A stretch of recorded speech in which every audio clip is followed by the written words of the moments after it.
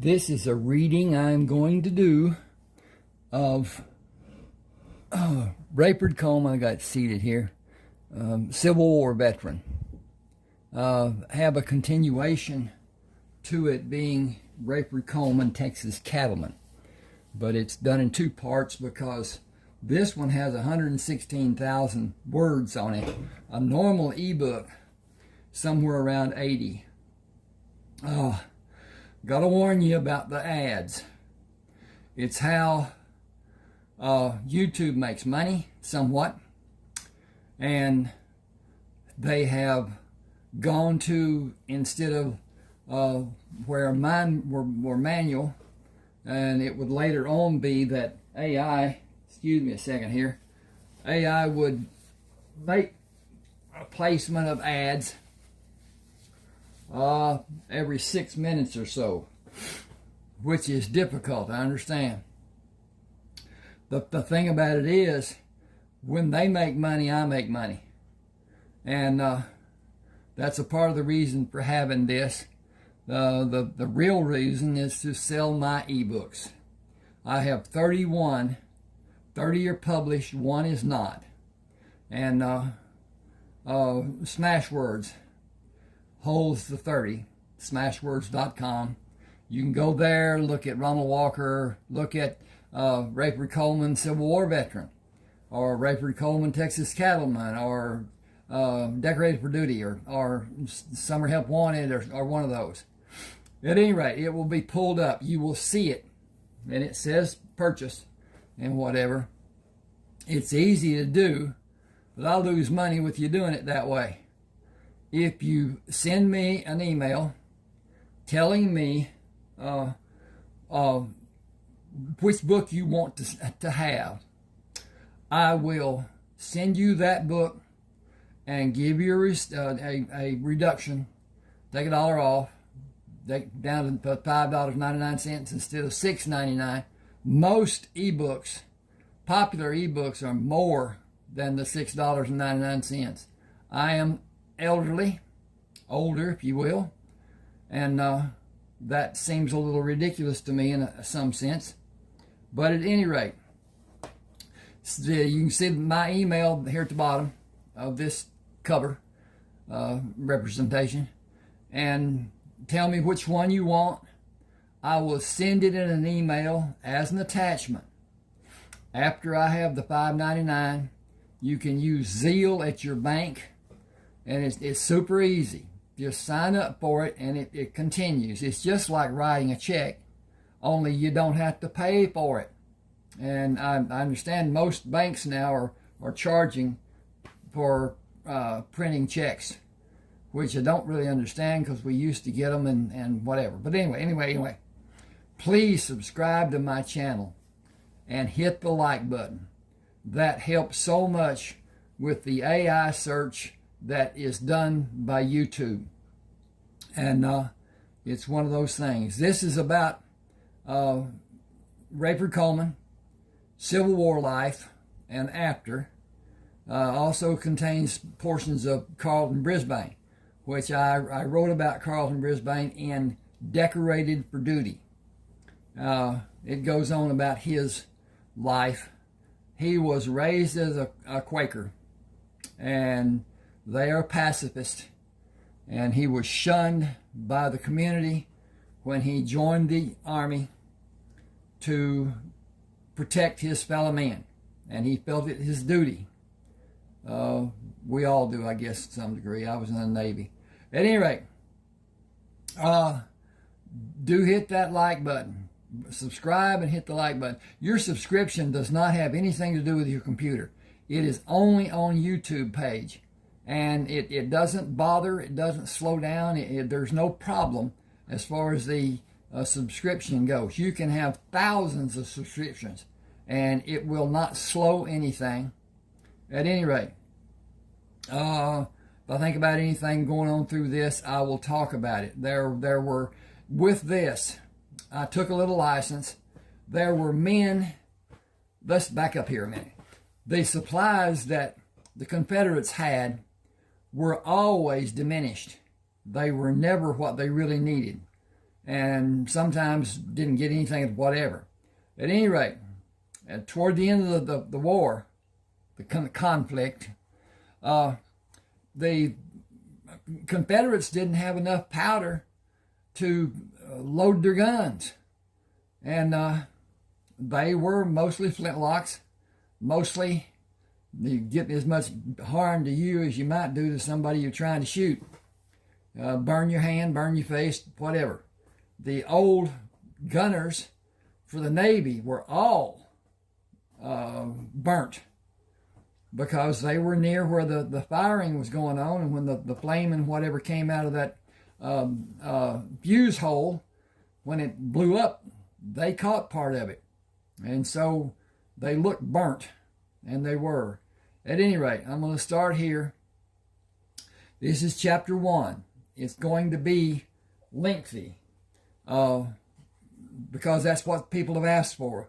They want to be able to stand and prepare food, wash dishes, do whatever they're doing, and work on the car, whatever, and listen to it being read. So here it is, but they want longer. I've been doing 35, 40 minutes or whatever because YouTube has a restriction on length of videos to some degree, but I don't know what they are and don't have a way to find out. Hold on to it. Whatever.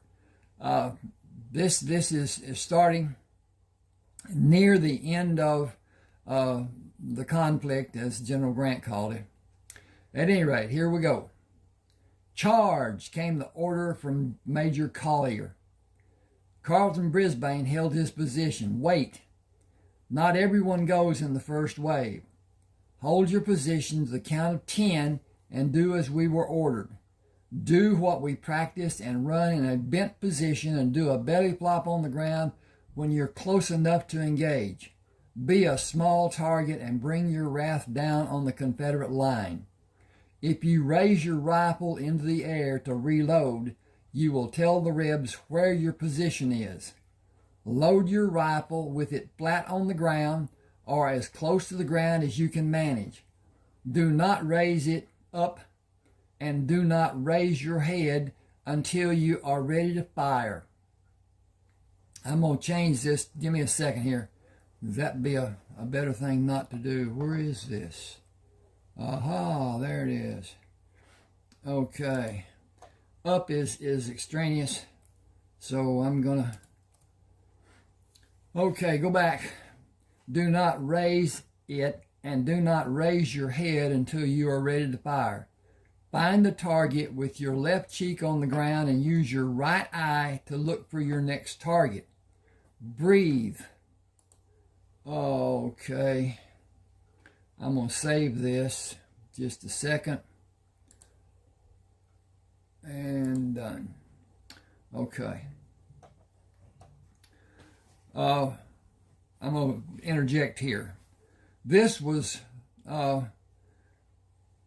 Rayford's method of fighting, Indian style, they called it. And it was not done as is most encounters. They stand, and sometimes they move toward each other, which is insane in my way of looking at it. But anyway, our army during the wars that I was familiar with did practically the same thing, but not so much in Vietnam when it became guerrilla warfare that they were fighting, so they became guerrilla warfare anticipationers, and they had a whole lot less people killed that way. It's a shame that we spend so much money, so much effort on finding ways to kill another human being. But that's how it is anyway. Right now we have a conflict with Iran because they are close to making a nuclear bomb. And they are a rogue generation. The whole purpose is to kill non-believers. And it's one of those things. At any rate, where I am. Load your rifle with it flat on the ground or as close to the ground as you can manage. Do not raise it and do not raise your head until you're ready to fire. Find the target with your left cheek on the ground and use your right eye to look for your next target.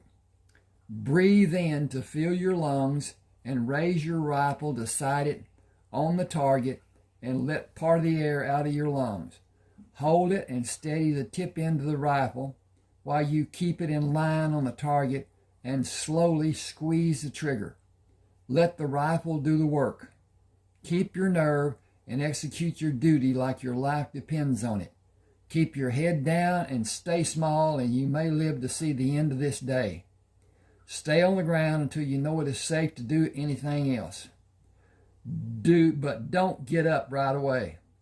Wait to be certain it is safe to move and you cannot see a target to shoot or have someone shoot at you. Men have been killed by men they thought were dead. Think about what you're doing and wrangle your body around to be able to roll away from the battle line to stay out of sight of anyone waiting to have a better shot at you.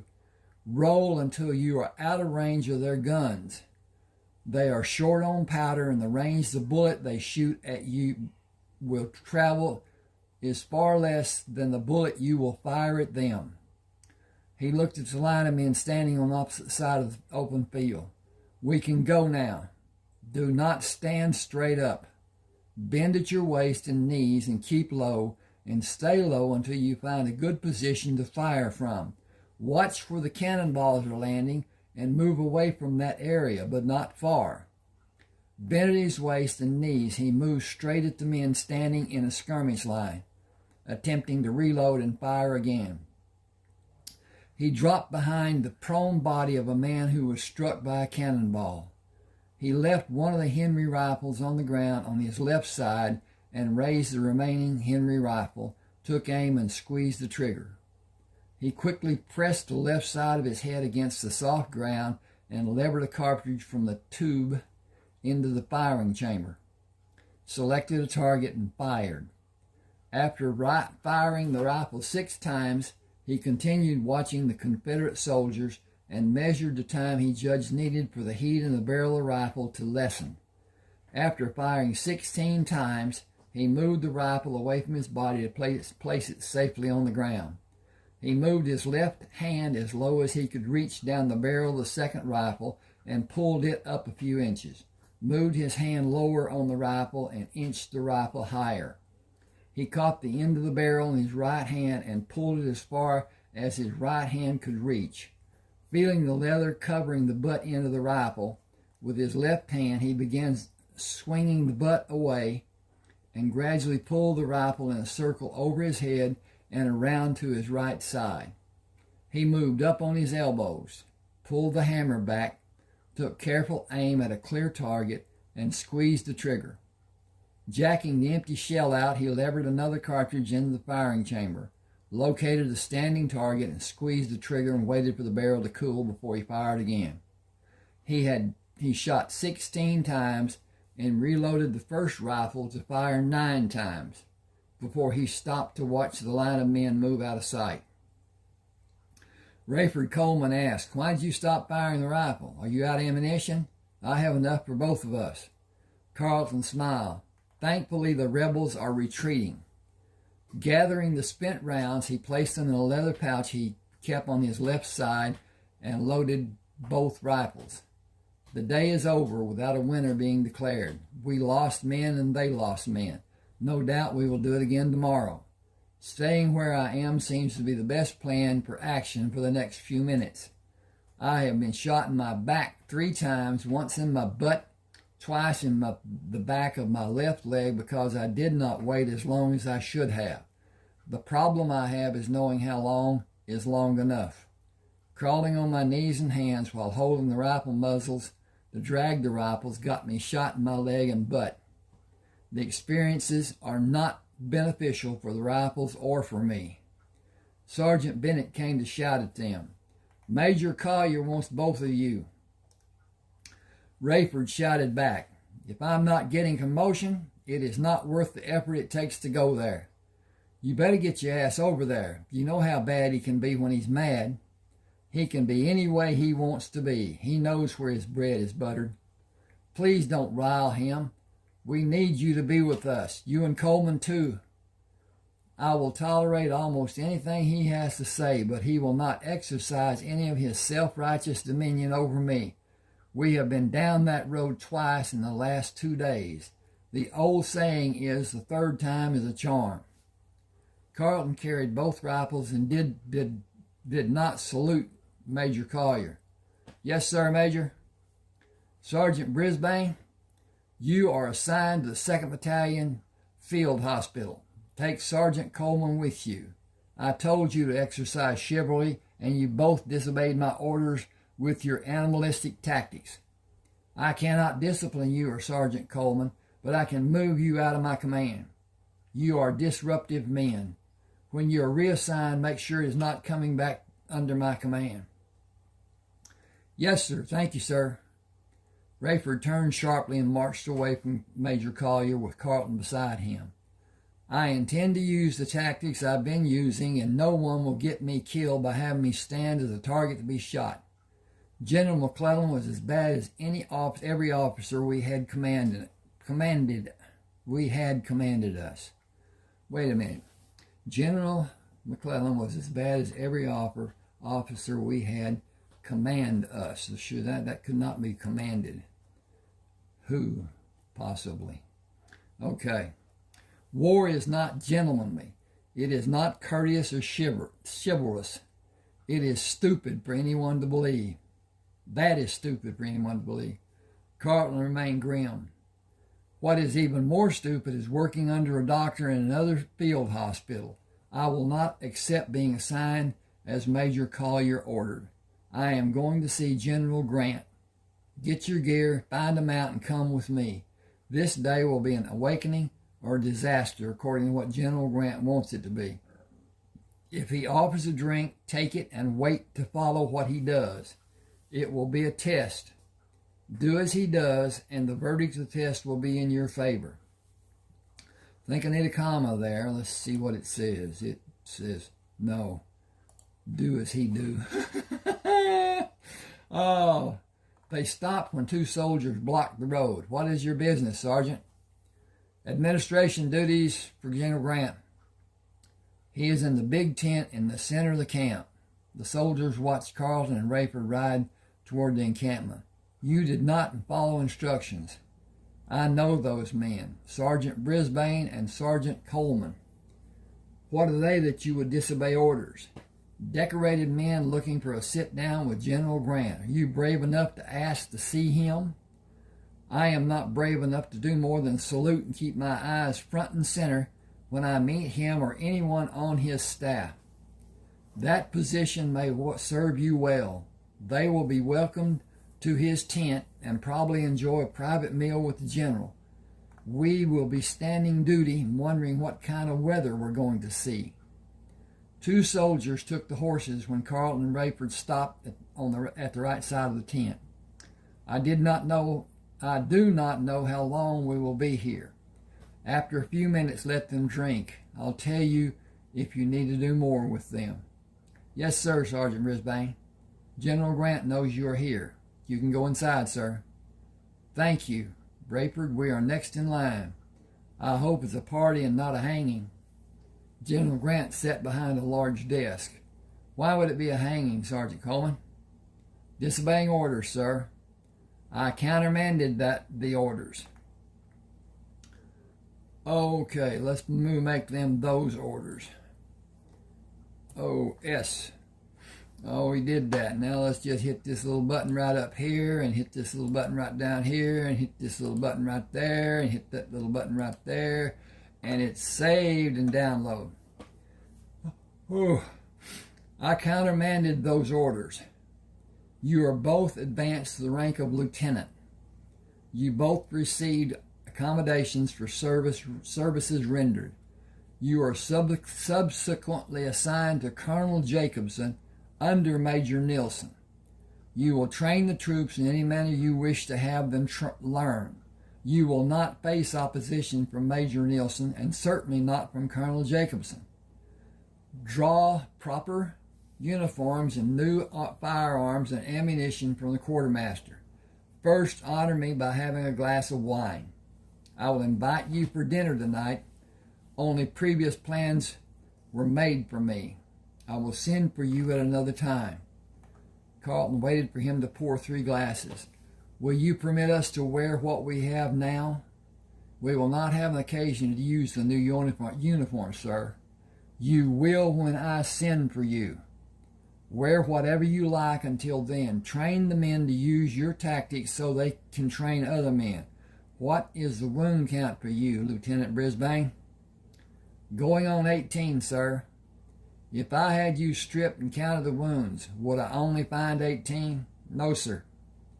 You're a valuable commodity and a first-class fighting man, but news of your death would give encouragement to the other side. It would become their rallying cry. I cannot allow that. I cannot order you to stay away from the battles and remain in relative safety with Major Nielsen as much as I would like to. I doubt that you would obey my order if I did. Our being a part of the fighting force is the only way this conflict will ever end. I wish you could tell me that you have done enough. Let me rephrase that because I think I read it wrong. I wish I could tell you that you have done enough, that you have sacrificed enough. I have no precedent to perform such an act. I can reward you for your service and sacrifice as the President has done before and did again today for both of you. Bottoms up and join Major Nielsen. Thank you, sir. No more wounds, either of you. Rayford shook his hand. That is easier said than done, sir. You have the rest of today to prepare the group of men, and you could stay with Major Nielsen until you have the men of that group prepared and sufficiently practiced before you begin the training of another group. You have no need to take the field. Carlton placed the empty glass on the desk. I would feel like a coward, sir. We will do both with preparations and actions. I had no illusions of what you will do. Get busy. I'll always have someone wanting something. That's how my day normally goes. These are your directives and consignment orders. I wish I had 1,000 men like you two. We can have 100 men trained in short order, sir. I have an order for rifles coming that have a greater range than what you have now. I will form special attachments of qualified men. I will need both of you to act as instructors for those men using the specially designed tactics which both of you favor. Carlton saluted. We should report, sir. We all have a part to play, lieutenants. Unlike my role, your roles are free of restraints. After leaving the general, Rayford opened the packet containing the orders. I get every ordnance I want. I want 25 repeating rifles. Can you get 20? Can you get 20? Hang on just a second. I need to check on my progress. And we're doing well, it seems. And I didn't turn that light off over there. Okay. Remember that General Grant said we have no restraints. We will see how many come in a case and make our selection based on case counts. We are two special units with General Grant authorizing our choices. We will each start with 12 men. We'll each have 2 new rifles and revolvers, and each of our 12 men will have the same number. Only officers are allowed to have Henry rifles. Will you feel more like an officer when you have the uniform to wear? Will you have very few occasions? You will have, I got to get this up here so I can see it better, I guess. You will have very few occasions to wear it. Mount up and lead us to the quartermaster building. You can see it over the tents. Remember, we have no restrictions. We will need a wagon to carry all I want. We have no restrictions. A wagon, a team to pull it, rifles, pistols, ammunition, uniforms, belts, boots, hats, gloves, stockings, riding equipment, food, eating utensils, canteen, medical kits, surgical kits, and anything more we can find. We will have everything we want. Act the part and be assertive, determined, and aggressive. We have authorization directly from General Grant. Only a fool would presume to question our list of supplies. Our lives just got better on so many levels. We are officers with privilege under General Grant rescinding the authorizations. Oh, we are officers with privilege under General Grant. Rescinds. I left until out. Sorry about that. Need to get a drink. Oh, I can't get a drink because I ain't got it. It's over yonder. Give me just a second. I need to turn that light out and get the drink coffee. What I'll tell you about the war. The war didn't start because somebody declared. The war started because I can't stop him. Okay, whatever. At any rate, the war started because an agreement between General Beauregard and the commanding officer at Fort Sumter was that there would be no weapons supplied to Fort Sumter. And the first ship that came in did not have weapons of any form that could be seen. One of the following ships, and I don't know the count, one of the following ships had people who were marching with rifles on their shoulder, and cannon were visible. And the South fired, starting the Civil War with conflict. It was Lincoln's desire that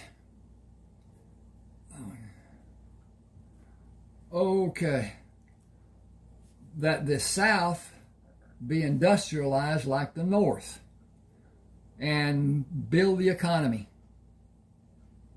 The South was a agricultural community and did not have manufacturing, and to a degree still doesn't have. To a degree it does, to a degree it doesn't. Not like up north. The steel mills and the other stuff that was being done back then, whatever. But at any rate, that's another thing to do. Okay, I'm going to start here again. Okay. We are officers with privilege until General Grant rescinds the authorizations we have, and we will lead the best equipped units in the Army. The Confederate troops will wither under the firepower our units will have in a few weeks. Given a month to instruct and train our men, and we will be forced to hunt for an opponent. The fighting will be done in regions far from where we are now. We will still be targets as we are enlisted men, as we were enlisted men. We will still fight, and we may be wounded or killed. The Rebs have no interest in our being privileged. We cannot wear anything shiny that may draw attention to our position. I will continue the actions warranted by experiences. Just a second, I need to get readjusted. I got the chair back too far.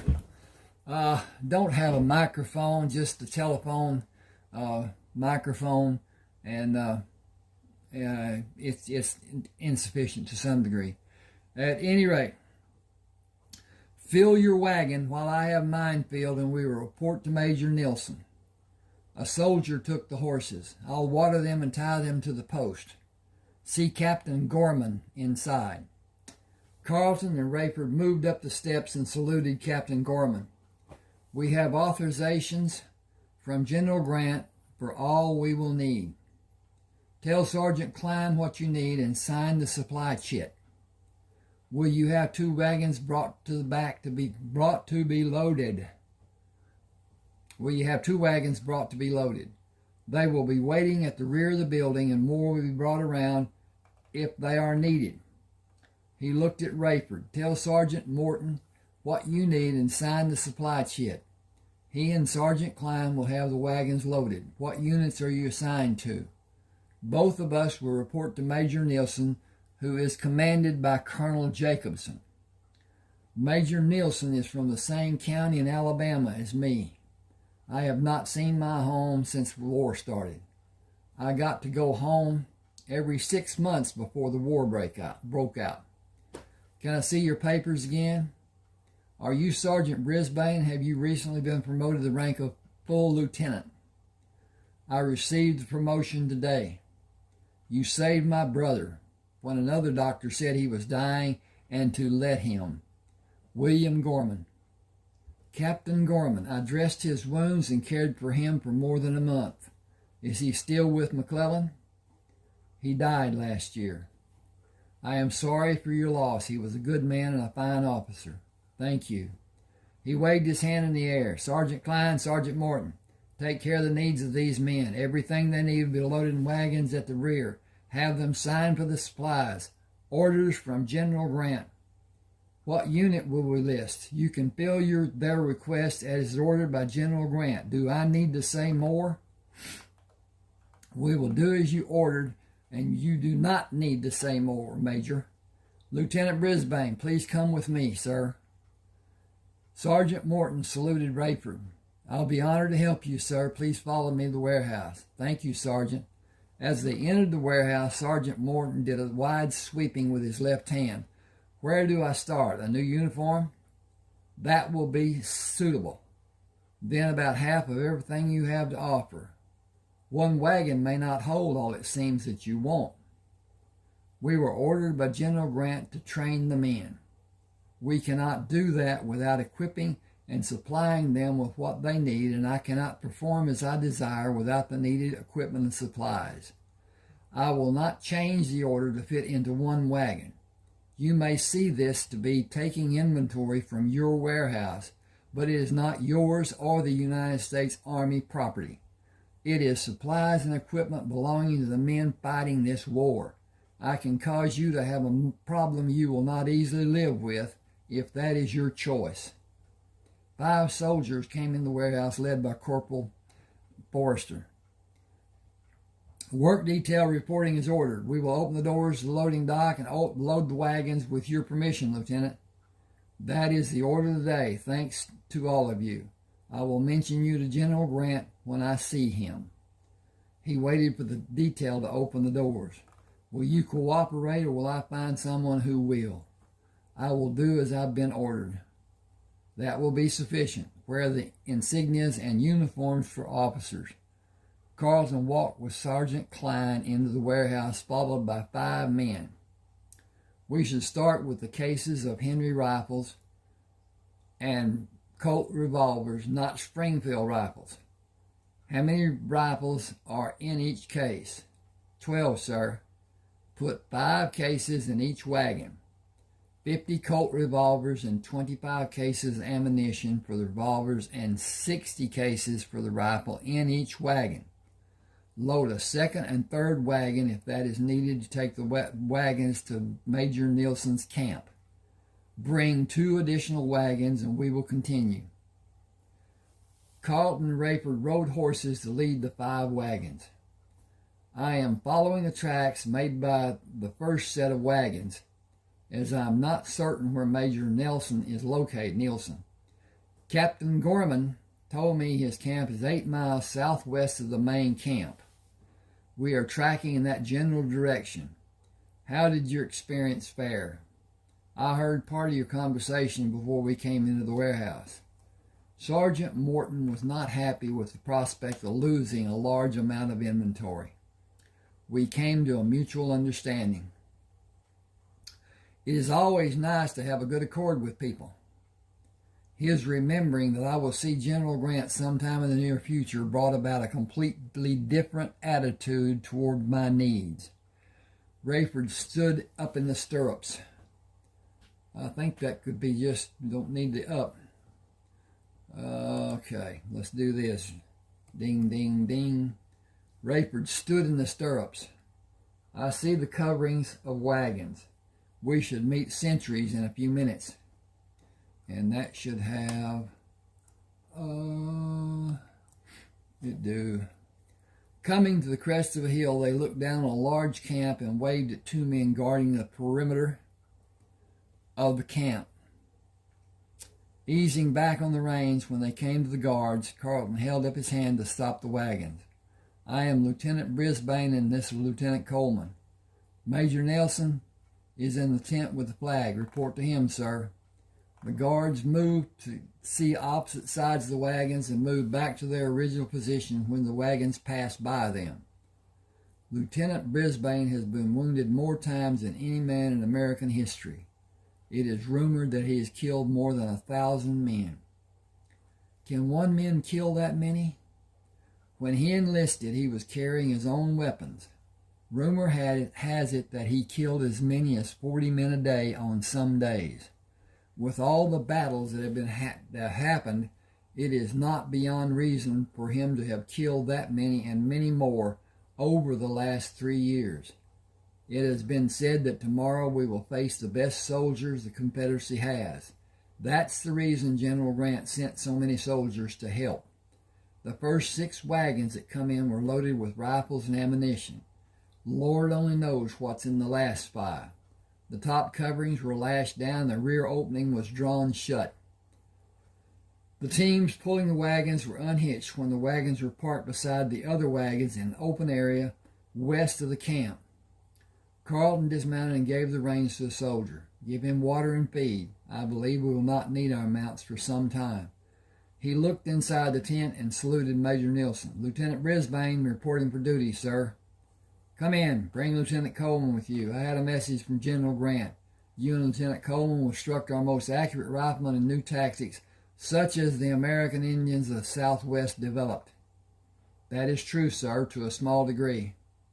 "The men are assembled at the wagons. Will you be able to properly indoctrinate them before the evening meal is served?" "How many men are assembled, sir?" 40 men volunteered. You will each have 20 in your squad until you increase the numbers. We brought 120 Henry rifles. More rifles will be needed, but ammunition for the different weapons being used by this complement of men requires separate storage for each caliber. Tomorrow will be a challenge for both sides. A major loss for the South will be turning point. I'm going to put something here. Just give me a second. Let's see where we are. Hang on with me just a second. And there's that. Hit that button. Go down here.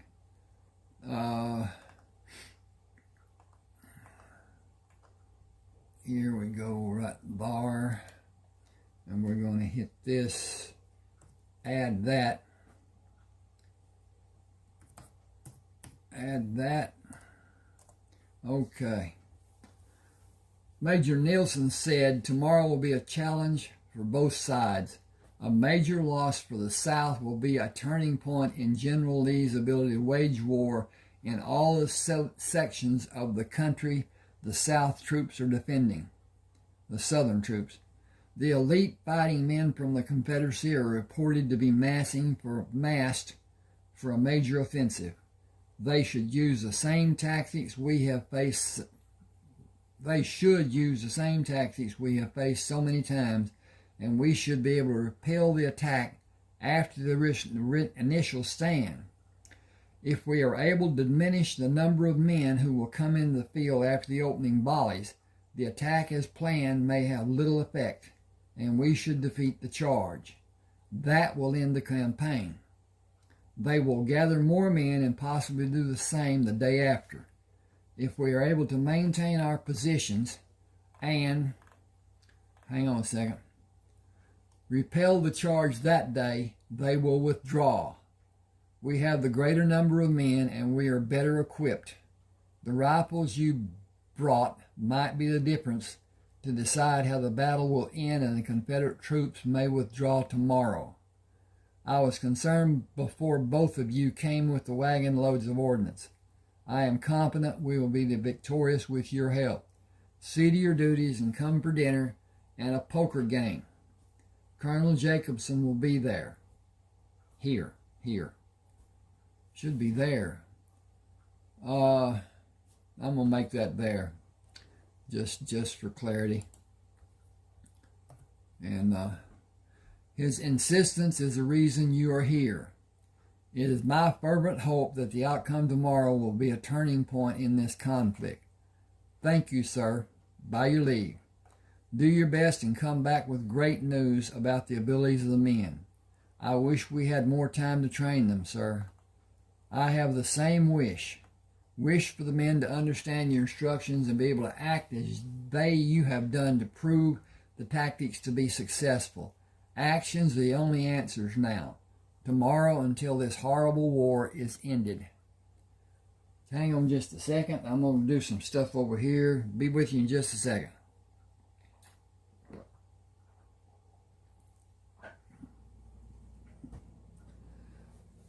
Carlton held the rifle over his head as he entered the clearing. Formed 2 sets of ranks of 5 men, 4 deep. We will begin instructions immediately. We will have no need for names.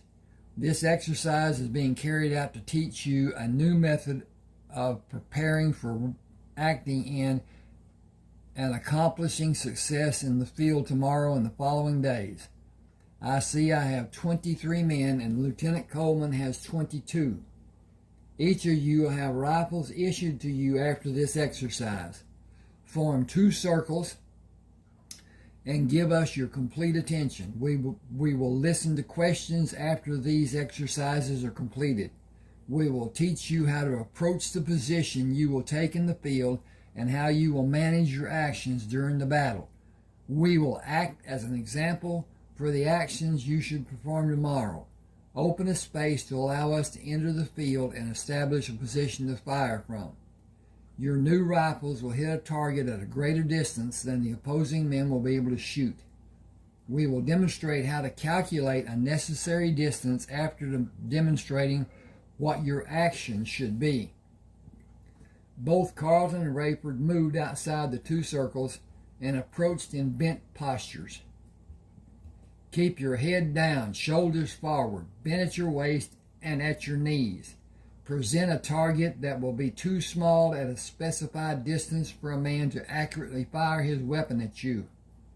When you reach your desired position, drop into a completely prone position, flat on your chest and thighs with your toes pointed outward from your body. Keep your toes in that position until the skirmish is over. Move from side to side, always facing the enemies as you progress to the firing position. Be the smallest target that you possibly can. Carry your rifle in one hand with the muzzle pointed at the position you will take, and when you start to fall on the ground, drop the rifle to place your hands on the ground. Turn your face to have your cheek on the ground and locate the rifle. Rub dirt on your forehead and face before you begin your approach to your firing position. With your cheek on the ground, apply dirt again and pull the rifle towards you. It will have a cartridge in the chamber. Pull the hammer back and bring the rifle up to the point it will be in when you bring it to your shoulder to fire. Do not raise your head to locate a target. Just move it along the ground to see with your right eye if you're right-handed. If you're left-handed dominant, you will have a choice to make. Live or die. No rifle has been built to accommodate your need. Shoot from your right shoulder and keep the target you offer as small as possible. I prefer to be on my elbows, but I have turned to be on my left side and fired from that position. Does any man think you cannot perform in the manner we have demonstrated? I will understand. It is not chivalrous or ethical. It is efficient. I am curious to know how long any of you have been in the field. Anyone who joined in 1861? No one answered. Has anyone been in this army longer than 3 months? 2 men said yes. What experience do you have in the field? None, sir. We were in commissary. Do any of you have field experience? No one answered. Everyone who has experience ever shooting a rifle take 2 steps away from me and from Lieutenant Coleman. The circle of men all backed away from Carlton. The circle of men around Rayford also moved away from him. That is encouraging. You will have time to become accustomed to handling the rifle, and we will demonstrate how the rifle and tube under the barrel are loaded. Listen to me, both groups. Action should be done in a prone position to let you continue to be a small target. This being your first experience in the field will guarantee a sore shoulder at the conclusion of the battle. As you fire the rifle, push through the pain. If you have means of securing padding of some nature to cover your shoulder, use it, but never allow it to hinder the act of firing the rifle. Watch where cannonballs are falling and move away from that position, but not far. The Confederates do not have powder and ball to fire the cannons more than 3 times, or the men using muskets will not have powder to load and fire at us. Give me your most concentrated attention, because this is as important as anything you have ever seen. Watch as we load the tube and the rifle. Remember how both are done. Your life depends on you being expert at doing them and doing them fast, but not carelessly. After filling the tube and placing a cartridge in the firing chamber, Carlton brought the rifle to his shoulder to hold in the firing position. A few things more for you to remember. The tube operates best with 15 casings. Place one in the firing chamber and the rifle will fire 16 times. When the flesh of a man is torn by a projectile moving at incredible speed, you do not need to shoot at him again. First, it is not needed, and when he is hit, the man will naturally fall. It may not be immediate, but it is a foregone conclusion. Find another obvious target, but consider the science of metal, such as a bullet passing through the metal bore of a rifle at a speed that is calculated in feet per second. Think about that. Feet per second. I will break it down. The projectile leaving this barrel will travel as much as 700 yards in less than 2 seconds. That equals more than 500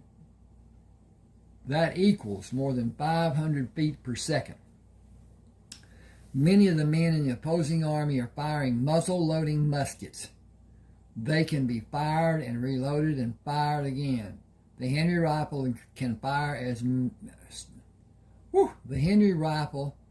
fire many times while the opposing soldier is reloading. The problem is the rifle barrel will become hot after it is fired 8 or 9 consecutive times, if it is quickly fired over and over. I fire my rifle twice and wait a few seconds before I fire again and wait a few seconds. I never fire quickly after 5 seconds are expended, and when I do fire that many times, I draw both of my revolvers to be ready for a charge to be ordered by the opposing troops. I have wax holding the shells in place in the extra cylinders that will replace the cylinder I removed from the revolvers. I will not be concerned about firing and overheating the barrel of the revolvers, and I will have a cool barrel of the rifle in time to fire it 5 or 6 times after firing the revolver. Then I have a second rifle and a second revolver. I have the ability to fire 32 times with the rifles and 40 times with the revolvers and extra cylinders. In 3 years of war, I have never found that it needed to be done. I have had occasion to fire the revolvers during a skirmish, but seldom was that done. Last thought for you to remember and take it to heart. Those other men are not men. They are enemies who want you to be dead. Killing you is their single purpose, and they are driven to do it. Give no quarter, as they will not. They are fighting for a cause. You are an obstacle standing in the way of them reaching their goal. From time to time, scan the field for someone inching up on your position to engage you. That is the reason we have sentries posted. Do not immediately stand when the men on the other side seem to leave the field. A man faking being dead will kill you as fast as one standing to be seen. I have employed many methods to safely leave a field of battle. Think in terms of the greatest men of war to ever fight, the Plains Indians and those in the Southwest Territories. A battle-hardened warrior will never rise from the position where he seemed to disappear. He will magically move to another place and hope you have your weapon sighted on his earlier position. Think like a warrior and use every act you can think of to remain alive. There have only been a few men who were active in conflicts that were never wounded. I am not one, and Lieutenant Coleman is not either. The question is not if we will be wounded, but when you will be wounded. Keep the thought in your mind and do everything you possibly can to continue living without being severely wounded. There is a huge difference between being wounded and being severely wounded. It is a matter of your skill, the skill of the men on the other side, and uncontrolled dumb luck. It is better to be good than lucky. Live to fight again another day, and you will learn how to be good at conducting war. You will be issued a rifle and a revolver and items to clean the rifle and revolver. Keep them. A ramrod for cleaning the bore will be made available for the squads to use. Like everything important, be careful. That rifle is your life savior. Okay, hang with me just a second here. It looks like we're into this a bit, and we are to a degree. Basically, if you can allow yourself to let the ads run, 3 or 4 or 5 of them, during this length of this, it will help a little bit. Please subscribe and hit that like button. Those two things help so much. And as I said before, on your computer, the subscriptions and the information and whatever does not go on your computer. It goes on your YouTube page, and it is held there. It does not affect your computer one iota. It doesn't slow it. It doesn't cram it. It doesn't do anything with it. You can't change your YouTube page on your computer. It's not there. Until you pull it up, it's not applied. So at any rate, I'll continue here. Rayford stood and held the rifle low. You know the basic method we have suggested. Talk about how you will act when you're called to battle. What you can do to stay safe and fight should always be rattling around in your mind. Always look for a better way than what you have been taught. You must each find the comfort of being yourself. Trust your instincts and use good judgment, but first concentrate on being low when you are advancing. If you are shot, hold your hand over the wound to slow the blood flow. Do not raise your voice asking for help. Nobody will come to help until the skirmish is over. Breathe as normally as you can. Keep your heart rate as normal as possible and stay down. If you stand up to get help, you will probably be shot again. He went to the wagon and looked at the table the men brought, along with sheets of paper and writing equipment. Carlton shouted, "Never fight as a pair. Keep a good distance between yourself and other men. Assemble here tomorrow morning after breakfast, and we will give instruction on gauging the accuracy of a projectile traveling 600 or 700 yards, and calculating the distance of where you are and the location of the Confederate troops. Both activities are important for you to be successful." Troy Nugent asked, "Why are you doing this?" "I am not certain what you want to know. Honor and duty is my best answer, but that answer probably does not address your question. I want to see each of you safe and whole after the engagement. Excuse me. I want to be safe and whole. I want this conflict to end and everyone to be safe and whole. I cannot bear the thought of losing. The men in the Confederacy are the same in their expectations of what defeat will mean to the people of the South. It will be devastating, and justice will not be served for the losing side. Federal control is not what this country was built on, but that is the manner of politics. This war is about states having rights of self-determination as the English king declared for the original colonies. I do not agree with the politics, but my home has been threatened. I will sacrifice my life to prevent it. That is the main reason I am doing this. Rayford climbed into the wagon and opened the box with a hammer. I will call out the numbers on each rifle. Someone should write the numbers and the name of the man getting the rifle. Lieutenant Brisbane will dispense what you will need to clean the rifle and the ammunition for the rifle and for a revolver. You will be issued a knife and scabbard and a revolver, belt, and holster before everyone is issued a rifle. Sergeant Brendan stood behind the table holding an ink pen. I am ready, sir. Then we can begin. Call out your name and number, and if you are in my squad or with Lieutenant Brisbane. We need to know those 3 items of information for them to be recorded. Move away when I give you the rifle. Disbursement of the arms was quickly accomplished when Carlton took a rifle, pushed the lever down, and opened the chamber. First, push the rod down the barrel until you are able to see it enter the chamber and slowly pull it out of the barrel. Attach a patch. Dip it in the cleaner and run the rod and patch down the barrel. Run it out and discard the patch. Pull it out. Pull it out and discard the patch. Attach another patch and dip it in the cleaner. Run it down the barrel and pull it out. If the patch is relatively clean, run the rod into the muzzle and begin twisting the rod as you push it down until you can see it in the chamber, and remove it from the rod. Attach a clean patch and reverse the process by slowly pulling the rod up and twist it until it leaves the muzzle. Clean the excessive lubricant from the body of the rifle and the barrel until you are satisfied. This is the single piece of equipment you will have that can save your life. Be absolutely satisfied that you have it in peak operating condition when you take it into a skirmish. Will you be able to show the next man how to clean his rifle while you finish cleaning your rifle? Yes, sir. 6 soldiers came from different locations around the wagon.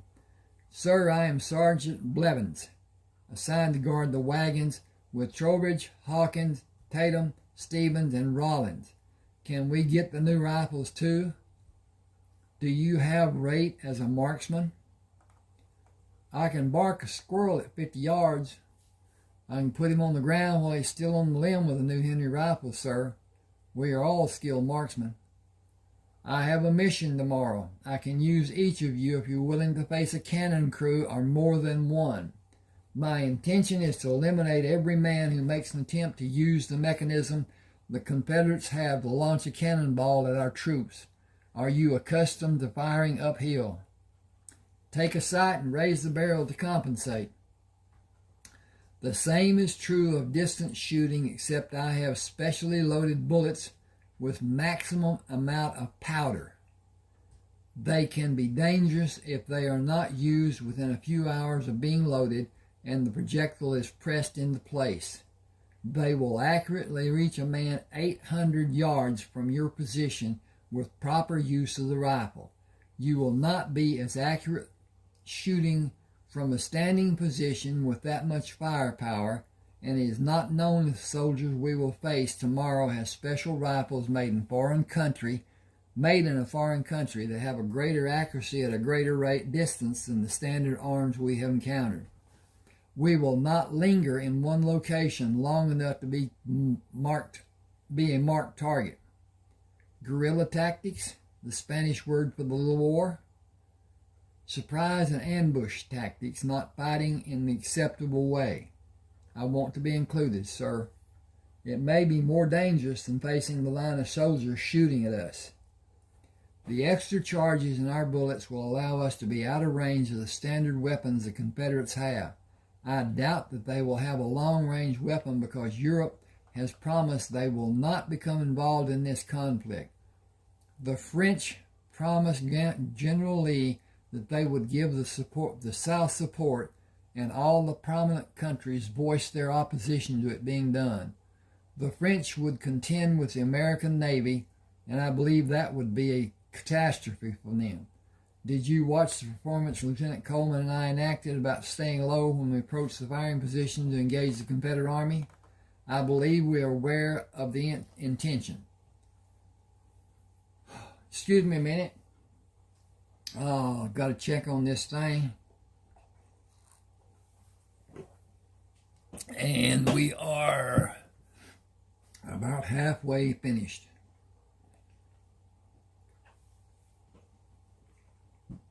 Okay.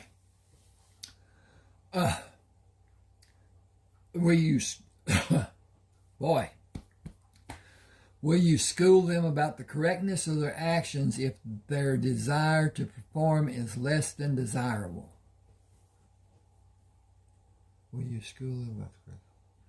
I will make certain they understand the danger of standing upright and allow the Confederates to bring their sights to bear on the outline of their body in sharp contrast to the background. Excuse me.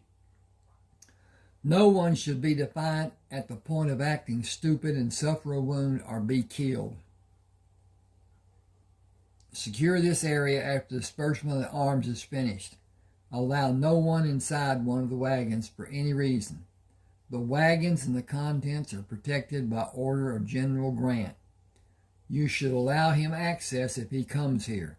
No one other than the general has authority over them and the contents inside them. Please pass that information on to your relief.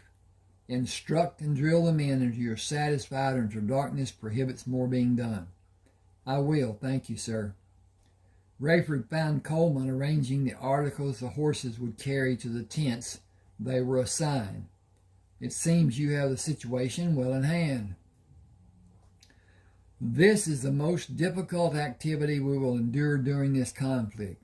It is always a matter of placing something in a different location or elevation than the original position, while the horse patiently waits for the ordeal to be completed. How well versed are you in the card game called poker? Fair. Colonel Jacobson imagined that he is one of the best, and he likes to play pot limit or no limit. He will bet large amounts to make you withdraw if he thinks he detects your weakness. He will often use a smaller bet to allow later increases to the pot size when he believes he will win. With success, he will become obsessed with breaking us. He is not a friendly poker player. Should we take longer to finish the meal? It would only extend the night and diminish the time we have to sleep. The only answer is to beat him or claim to have nothing left for him to take. I like the thought of taking his money. That is what we should try to do after we store our belongings. Rayford gave the soldiers the reins to the horse Carleton rode earlier. Our saddles and bridles are marked. Come with me to Major Nelson's tent. Stay to see if he will need his horse tomorrow morning. He asked for his mount to be delivered after sunrise. We will have an early start and be in the field ready for the Confederate troops to assemble. I believe the noonday sun will see the battle occur when the Confederate troops routed along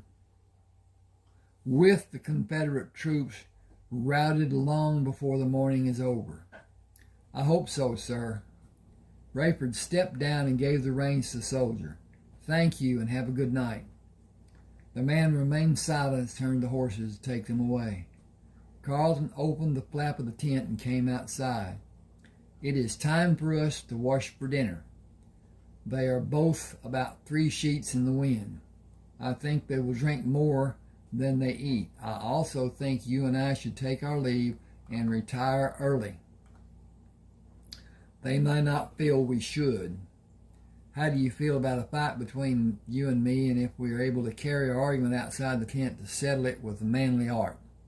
They may not be able to stand and follow us, and we can slip away into the night. Keep a bottle close by to enhance their coffee if they drink coffee. Neither Colonel Jacobson nor Nielsen acknowledged Rayford when he entered the tent and continued reminiscing about past campaigns and days gone by. They continued their pretentious conversation when the meal was served. Carlton and Rayford ate slowly and agreed with one officer or the other when it seemed to be wanted or to have relevance in the discussions. When the colonel and major grew quiet, Rayford tapped Carlton on his leg. "Help me take the colonel to the cot before we move the major to his cot. I believe this evening has reached a conclusion for two high-ranking officers. We have time to prepare rounds of ammunition to meet the destruction a special group of Confederate soldiers have planned for us tomorrow. We will have a surprise waiting for them, and the battle should go in our favor." Okay, again, I'm going to check on my progress and tell you that was chapter 1. Now, this is chapter 2. In case and whatever, please subscribe to my channel. Hit the like button. Those 2 acts do a lot to help me, and it helps YouTube see that my channel is more relevant through AI. And AI is what we're going to deal with in the coming years. Okay, chapter 2. Carlton and Rayford, dressed in pants and boots, went out to the wash basin to do a wake-up slosh of cold water, finished dressing, strapped the gun belts on, took the rifles, and went to meet the men in the clearing. Carlton met Sergeant Blevins, Tatum, Hawkins, Trowbridge, Stevens, Rollins, and had the other men gather around him in close circles to instruct them. "I will position the other men and take you to a location I believe will give us a surprise advantage over the Confederate cannon crews.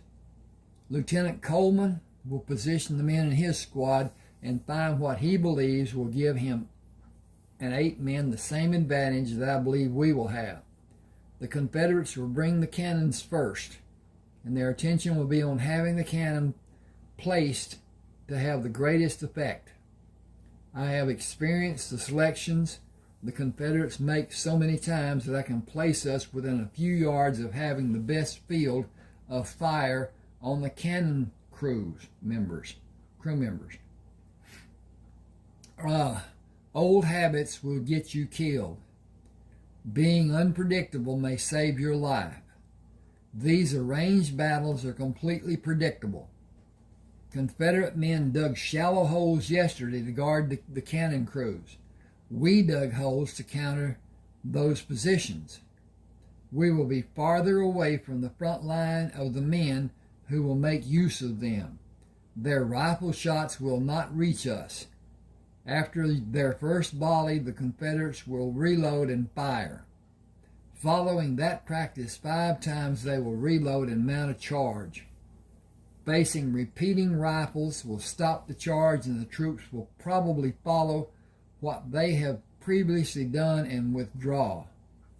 We have superior numbers and superior firepower.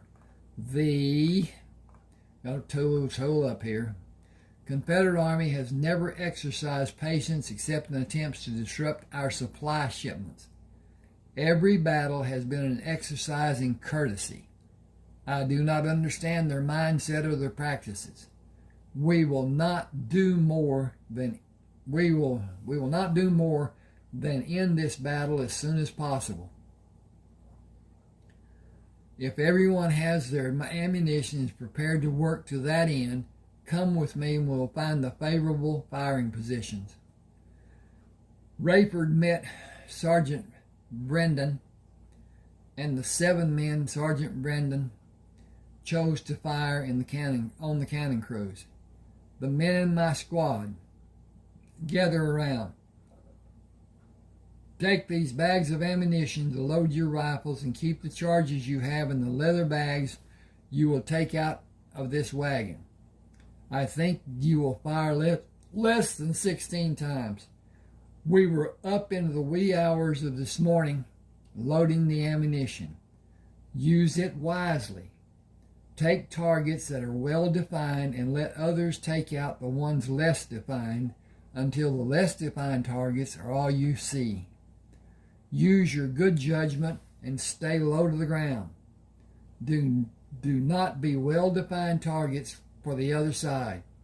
You should have heard Lieutenant Brisbane tell about the holes that were dug. Find one and keep your head down and be patient. Your legs may become stressed. It is a common occurrence in battles. Suffer a little or probably die. Those are your choices. Suffering will only last a few minutes, as this battle will only last a few minutes if our strategies work. It will give you a few minutes to load your rifles. I will give you a few minutes to load your rifles, and we will take the field and wait for the battle to begin. Do not be brazen in any manner.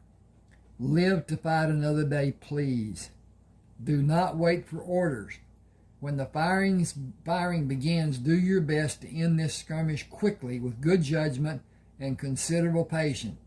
Choose your target with patience and adjust the elevation of the barrel of your rifle to make a successful shot. Discretion will come to the wiser veterans in the Confederacy, and their troops will withdraw. Do not move to stand immediately. Wait for the call of all clear. Even if you are wounded, do not stand for any reason. I need to change something here. If I can find the cursor. And there it went. Okay. Dink there, dink there, dink, dink, dink, dink. Leave it there. Okay. Call for help if you're wounded and wait for help to come or when you hear the call of all clear. If you are not wounded, draw your revolver and sweep the area that has men who may be waiting to have a clear shot on an unsuspecting man. Carleton positioned his man left of Rayford to stay within his view and watch the cannon crew pull a cannon backward up a slight rise.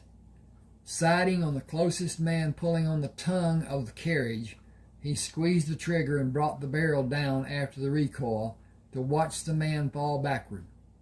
He immediately brought the rifle up to sight on the closest man pulling on the carriage wheel, squeezed the trigger, lowered the barrel, and watched the man fall. He brought the barrel up and watched as a crew of men fell around the cannon, struck by the barrage of Union rifles. The men in the holes fired at the Confederate men who stood with their rifles ready to engage the Union troops. They were not able to find suitable targets. They were cut down where they stood by a fierce barrage of bullets, and the shooting on both sides stopped. Men attempting to move the bodies of the original cannon crews were perfect targets for Carleton and Rayford's men. Another line of men moved to reinforce the position of the fallen Confederate troops. They were immediately eliminated. Men crawled to drag the lifeless bodies away from the two cannons, and the crews of men attempted to move the cannons. They were systematically eliminated. A third line of men moved to take a prone position to fire on the Union troops with a second line kneeling behind them. The noise of both Confederate and Union troops firing was unlike anything Carleton had earlier experienced. He saw Rayford struck by a bullet to the top of his head. He continued firing and was wounded in the upper left quadrant of his chest. He rolled over on his back and opened the pack to take out a sterile pad to apply on the wound and held it in place. One more reported wound and I will be taken out of this war. I wonder where I'll be sent. I saw a piece of Rayford's head fly up when he was shot. No man could survive that kind of wound. Damn. I lost my best friend. The Confederate troops attached ropes to the cannons and pulled them to a safe distance away from the Union soldiers. After movement of the Confederate soldiers was no longer detected, a shout of all clear brought the men carrying stretchers to assist the wounded. Carleton watched as Rayford's limp body was moved onto a stretcher. Goodbye, old friend. I will miss you more than express. My life in this army will never be the same. Rayford opened his eyes and moved his flattened hand on what he decided was a sheet covering a bed. He slowly raised his right foot and brought it down, and raised his left foot and brought it down. He rubbed the heels of his feet on the sheet by moving them apart and bringing them together, then repeated the movements over and over. I need to have a drink. If y'all will wait for me just a second.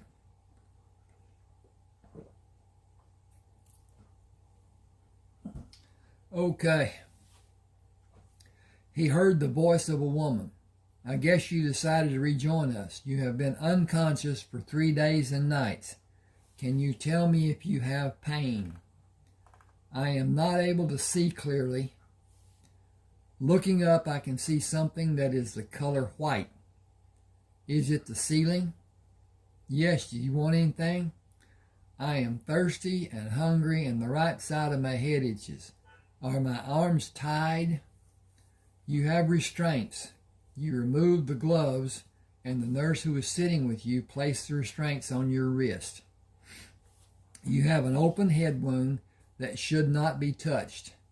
I will notify the doctor that you are conscious. Rayford closed his eyes and listened to her footsteps.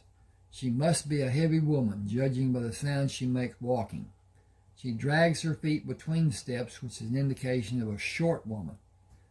Dr. Thomas McKinney came into the room. I have one question that had me befuddled since they brought you here.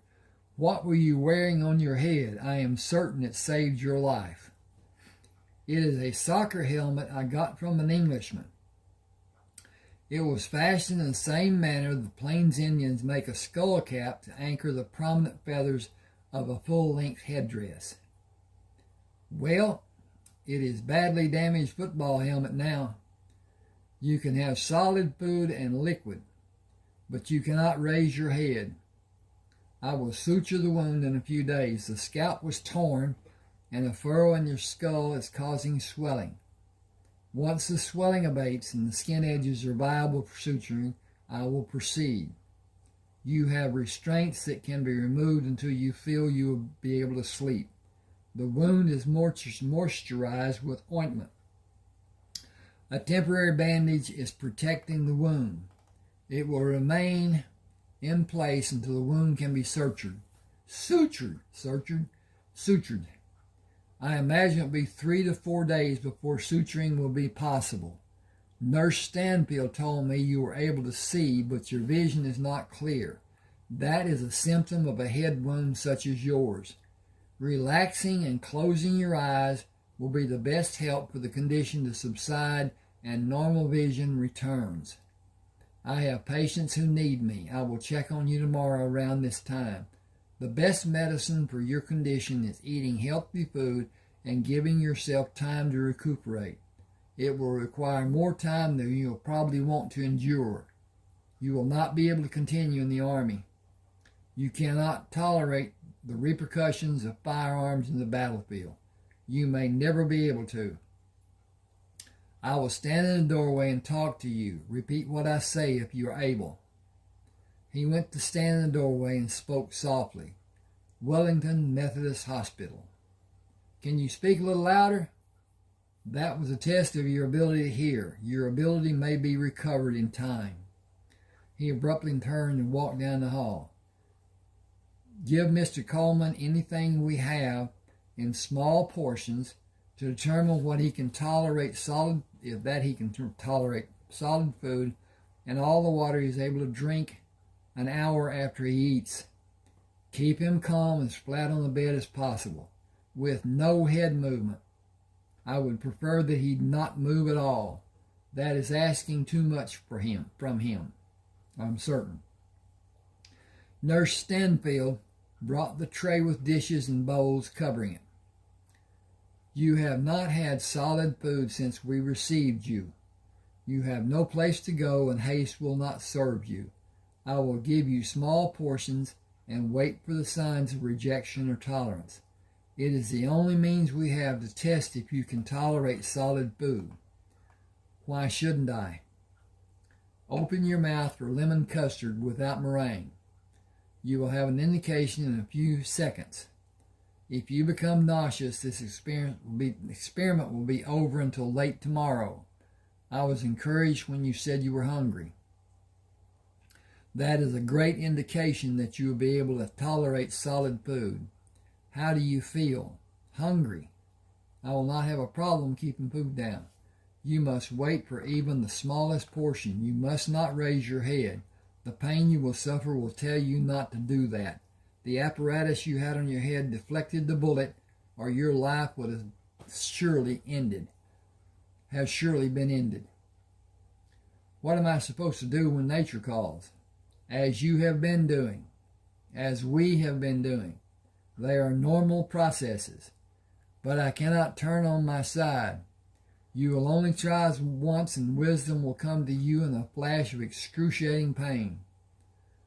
When will I be able to raise my head? After the sutures are placed, if you do not have pain. That may not be the case for some time after the sutures, possibly 10 days or more. 10 days is an eternity when I cannot move. Without the apparatus, your head on you. Excuse me. I gotta take a breath. I hope the persons who asked for this to be done enjoy this. I enjoy this. I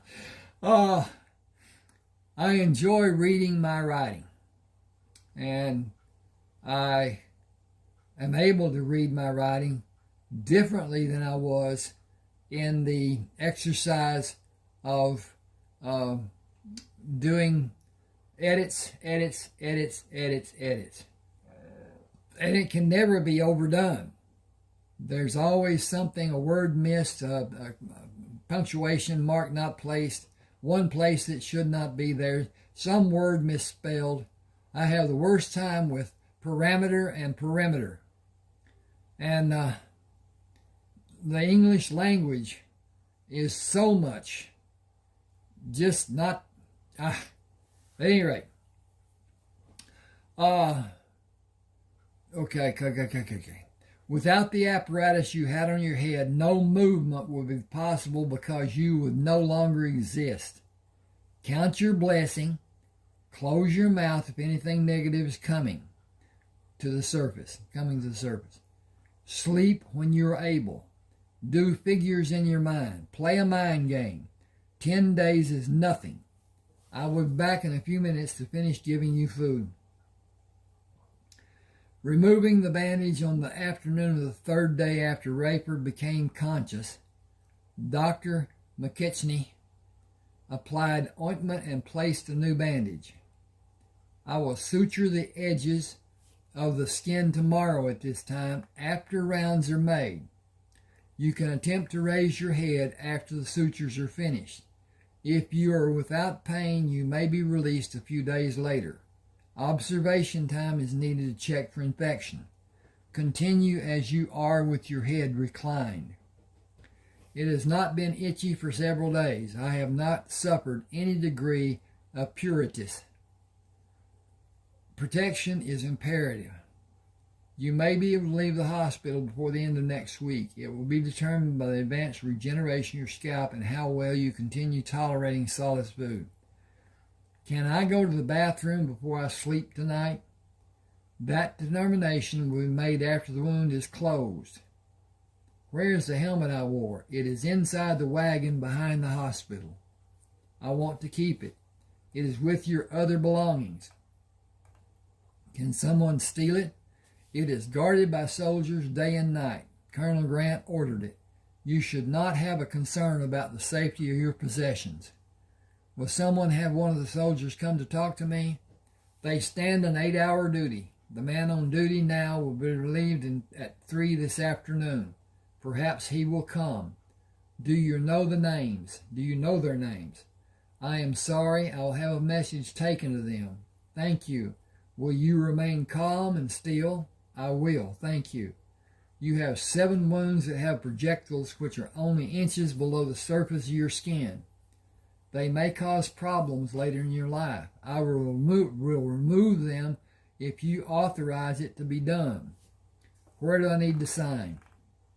Your verbal permission is all that is needed. I will do the evacuations when you are able to turn on your sides on a table and when you're able to sleep lying on your chest.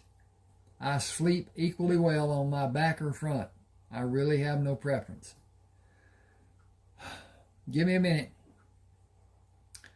I will attempt to perform 4 surgeries the first day and 3 others 2 or 3 days later.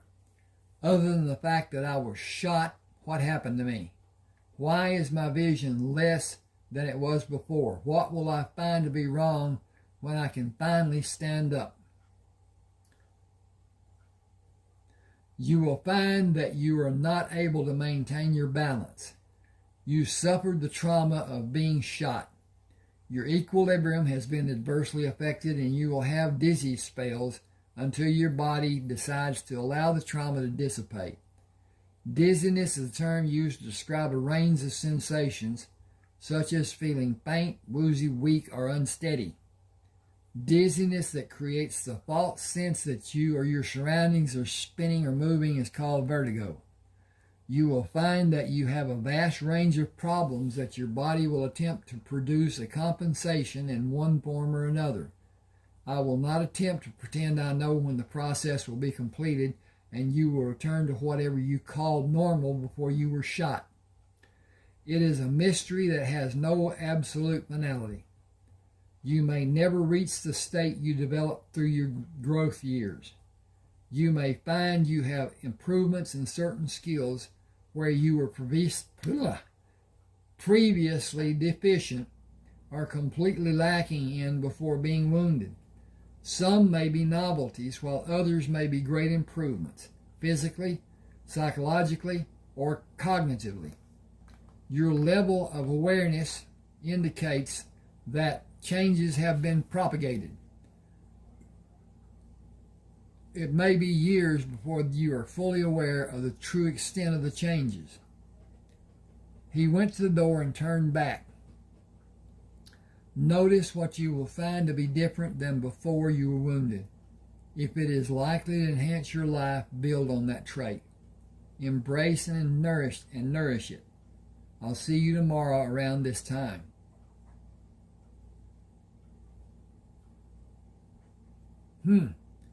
Got a noise somewhere. Nurse Stanfield checked the restraints on his right wrist and moved around the bed to check his left wrist restraint. I will loosen them when I feel you will stay awake. You made such great progress. It will be a shame to have a setback now. Why did you allude to my progress?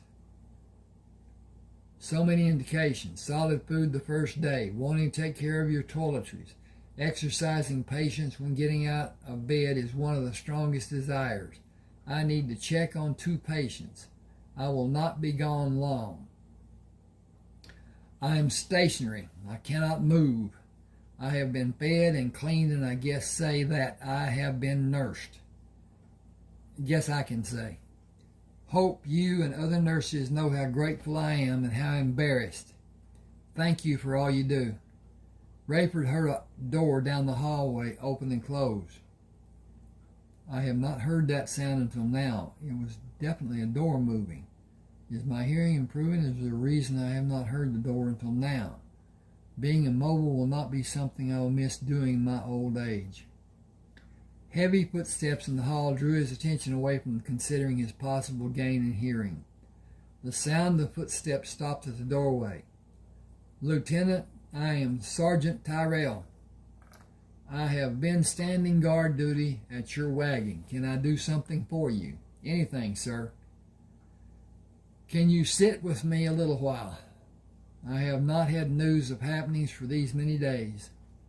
I don't know where to start, but the Rebs moved south right after the last battle. They lost over 1,000 men. The rumor mill says they will mass down south and fight down there. We won't go down to help and leave this area open to be attacked. I am due for a discharge. 35 years in the Army. It's all I've known since I was 13 years old. I was a tracker for Colonel Griswold for 8 years, then his advance scout for 6, and I brought in meat for 2 years before Colonel Taylor took his command. He brought a pair of Indians to track and hunt. About a week after he took command, they took off and never were seen again. I tracked them for 2 days. They were headed west and they were making dust on the way. I was with him 3 years and got an assignment to be an instructor at the military academy. I was there until the war started. I turned 48 2 weeks ago. I don't know what I will do with what's left of my life, but I will not stay here. I hear trapping out west is a good life. If you like being cold, I want a warmer climate than the freezing weather of the places you will live to trap wild animals, and wild animals may be a problem for you in those cold regions. I will go to Texas. Nacogdoches has a warm climate, but it is not as hot as my home was near the Gulf of Mexico. I have no one to take with me that will be a hindrance. Full-time night woman? I have been a soldier and concentrated on military life from the day I enlisted. I wanted to improve and study everything I had an interest in, especially medicine and cures for diseases. Holistic remedies in diet, exercise, physiological and psychological therapy, spirit therapy, and herbs to heighten cures, and anything I might be able to use to help people. Bad people exist and they do bad things to other people. I believe it is our duty to stop those bad acts before people are injured or killed. It may be far in the future before I'm able to do anything. I am not able to move, not even to turn my head. It is held immobile and I have restraints on my wrists. The doctor and nurse asked me to keep my feet on the bed. My eyesight is not normal. It has only been 8 days since you were brought here. You know a lot about medicine. How long does it take for a cut to heal? It has smooth edges and not torn like a gunshot wound. Your skull was injured too. You can't say what you have or how you are for at least a month or even more. You can't say what you have or how you are for at least a month or even more. You aren't what you were, but what you were is still here. Only the part that ended is important. I can't see anything about you that ended. Can you? Is everything about you still working? No, I think my sensory perceptions are greater than they were. What way? I hear better. The nurse told me to speak up because you had less hearing than is normal. I was taking liberties with the doctor when he spoke softly and said Wellington Methodist Hospital. I found it to be humorous. I cannot explain what it seemed to be, but I asked him to speak louder. He did not find my question to have even the slightest bit of humor. Are you enjoy being here? I am enjoying the fact that I am alive. The Confederates had the ability to shoot farther than I estimated they could. Half-inch lower in the bullet strike and I would be in another dimension. I am very much enjoying being alive, which brings my thoughts to the wagon you say is mine. I have no wagon that I'm aware of. Excuse me a second. I'm going to do this again. This time.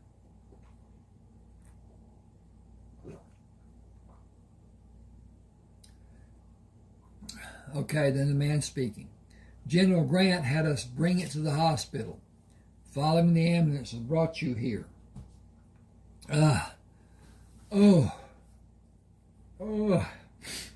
You were out 3 days before you were brought here. Everything in the wagon is yours. Your property is in the wagon. All of your property is in the wagon.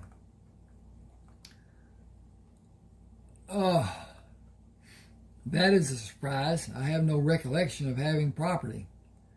I don't know. No one is allowed in the wagon.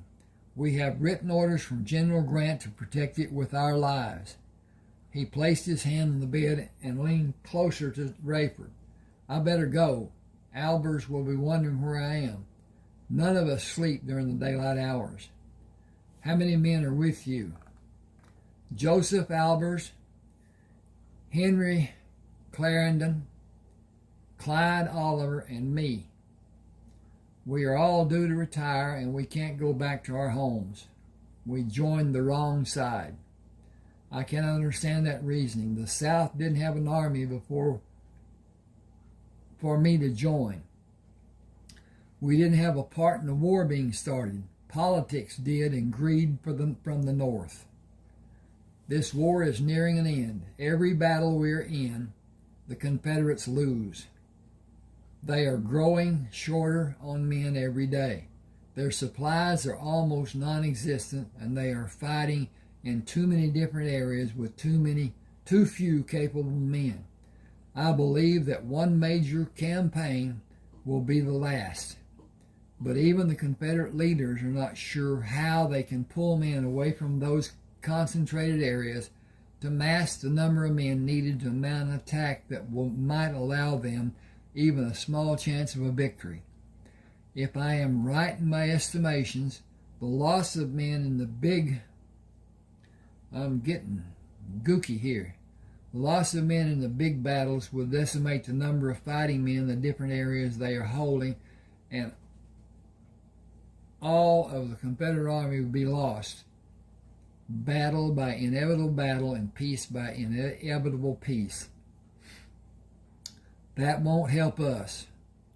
We are from Mississippi and Alabama. That does pose a problem. I plan to get clothes that do not scream out to anyone that I was a Union soldier, and I will take nothing with me that has a identifying mark of the Army, and go to West Texas for the rest of the summer and take cattle to Matagorda Bay and stay in South Texas for the winter. Next spring, I'll plan to go to land I inherited in northeast Texas. I joined the Army when there was only one Army. I have no affiliation with either the Union or the Confederate Army. I am useless as a soldier in my present condition. I fought so long that I feel when the prompting rears its ugly head, I will be ready to fight, and that state will exist the rest of my life. Just as soon as I can stand to get to the fight and be able to identify my adversary or his location should sight be limited. You may need help doing all that you want to do, and we have nowhere to go. If we can get the same style clothes and wagon, will you allow us to go with you? I have no ready answer because I have no idea when I'll be released. When I leave, I will be happy to have your company. We will need to agree on certain conditions, but we cannot cross that bridge until we come to it. Everything is too uncertain for me at this time. I am hopeful that tomorrow will close out the old life I had and bring a beginning for my new life. I will be happy to roll you around a wheelchair when you need me or one of us. I'll come back to see you tomorrow. Thanks for coming. My curiosity is running away with me. I want to know what is in the wagon. I have a key. I don't have any idea what it fits. I was told to give it to you and you would know. I have no recollection of what a key might fit. That may not be the case once I am up and able to move around. I know I'll enjoy being in the sunlight, but I have no idea about when that may happen. Excuse me just a second. And, okay. All right, here's a break. Nurse Stanfield spooned a serving of scrambled eggs into Rayford's mouth. Breakfast will be your only meal before the sutures are done late this afternoon. Dr. McKitchney will anesthetize the areas and use forceps to pull the two edges together and suture them. You can have food after the sutures are placed if you want. You may delay eating if you feel nauseous. I do not think I will feel anything except relief that I will be able to move my head. That may not be possible. Dr. McKechnie will decide if that will be allowed. You have not shown any progress. What progress should I have shown? I am completely immobile.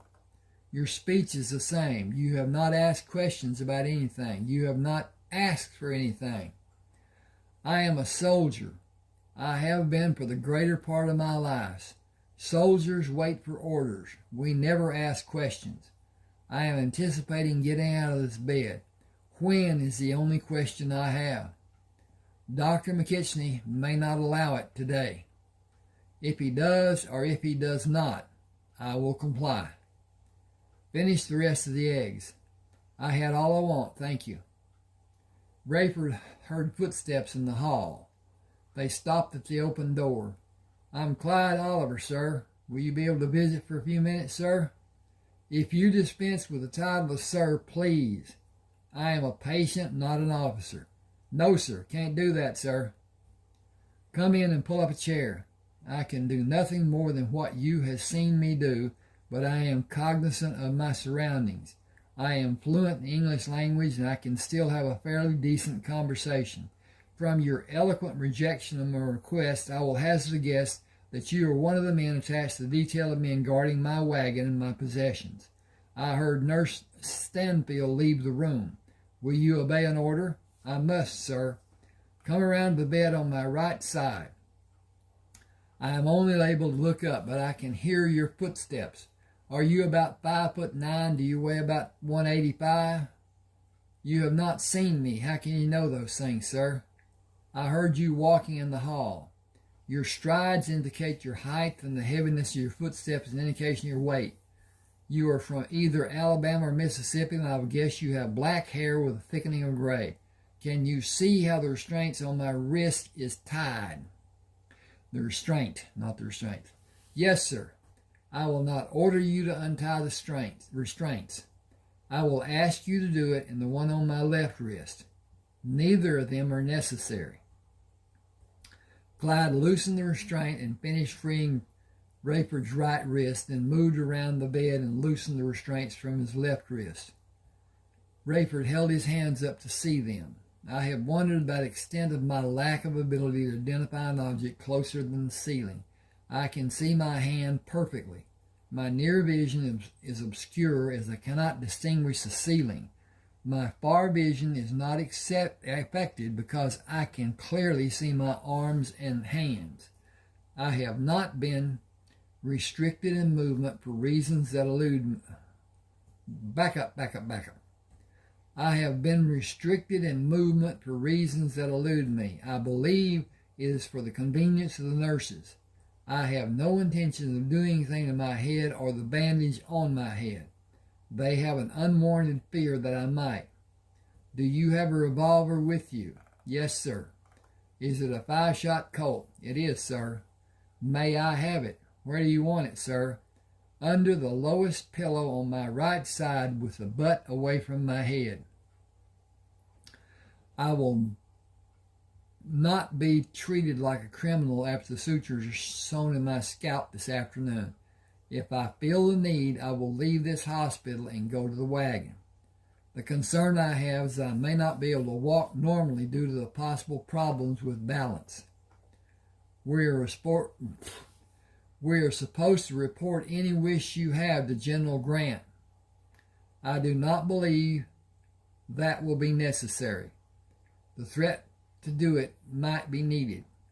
How far are we from the camp? Less than 15 minutes by horseback, sir. We could have dinner with General Grant if you will join me. I don't think a sergeant qualifies to have dinner with the general. Not like a captain does. It is lieutenant, sergeant. I am a lieutenant. You are a captain, sir. When did I become a captain? I only know the orders we have to serve and protect Captain Rayford Coleman and your possessions, sir. Will you please place the restraints on my wrists? Do you want them tied loose or tight? I am truly ambivalent about that because I do not want them. I suppose loose will be sufficient. I can hide the excess under my arms. I suppose being controlled. I despise being controlled, even if it was thought to be needed, which it was not. I feel I will do better if I sit with my legs over the edge of the bed and move my head. Above all else, I want this captive existence to end. Hang with me just a second. I got to check again. And so, yes, we're doing well. I don't know what that might be like, but I don't think it would sit well with me either, sir. Have you considered what you will do after your retirement? It is going to be so different than Army life, but I have not seen combat. I don't have that hanging over my head. I think getting new clothes will make the difference we need to look like we are civilians. I have been told we have an air about us that shouts of us being military. We will always identify with the military, but pushing cattle will change that for me. Living my life on a farm will do that even more. Being self-sufficient instead of dependent as I have been will be more satisfying.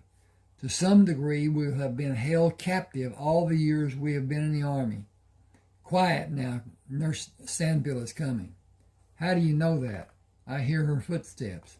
I don't, and how do you know it's her? It could be the doctor or someone else. The doctor has a lighter sound to his footsteps than Nurse Stanfield, and he is talking to another nurse about releasing a patient. The patient's lungs must be clear or they will keep him another day. Nurse Stanfield hurried into the room. I will have the orderlies turn the bed around for more light. They are bringing the items needed to suture your head. This might not be what a visitor should be witness to being done. I have plenty of experiences sewing up men. It won't bother me. It is my duty to report to General Grant about what was done and how it affected Captain Coleman. General Grant will want to know when Captain Coleman will be able to report to him. Nurse Stanfield held her head down as she tightened the restraints on Rayford's left wrist. She stepped back when the orderlies pushed the cabinet on wheels into the room and turned the bed around to have light from the doorway.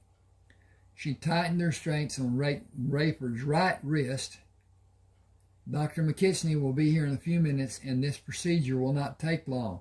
You can tell General Grant that Captain Coleman will be able to report to him when he's able to walk unassisted.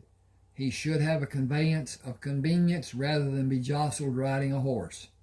Captain Coleman is not well, but his stay with us is being paid by the United States government.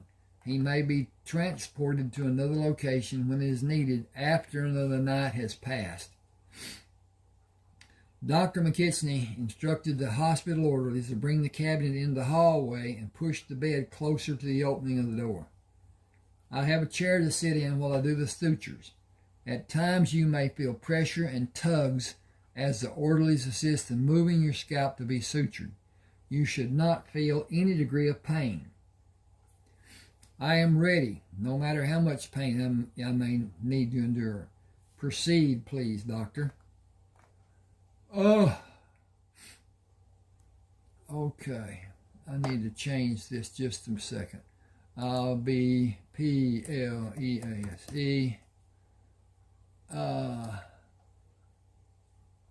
Okay. That's more better-ish.